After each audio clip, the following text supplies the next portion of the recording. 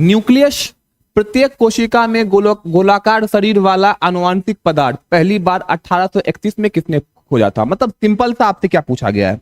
क्या पूछा गया है आपसे? पूछा यह गया है कि केंद्रक की खोज किसने की थी?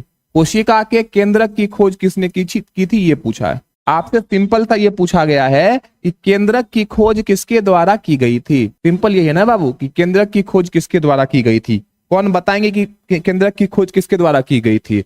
बिल्कुल भी रॉबर्ट ब्राउन। केंद्रक की खोज रॉबर्ट ब्राउन के द्वारा की गई थी। ब्राउन सही है। और केंद्रक के बारे में पूछा जाए तो रॉबर्ट ब्राउन। अगर आपसे पूछा जाए कोशिका की खोज किसके द्वारा की गई थी, ये इंपॉर्टेंट चीज है, ठीक है। अगर आपसे पूछा जाए कि कोशिका की खोज किसके द्वारा की गई थी, तो कोशिका की खोज की थी रॉबर्ट हुक ने।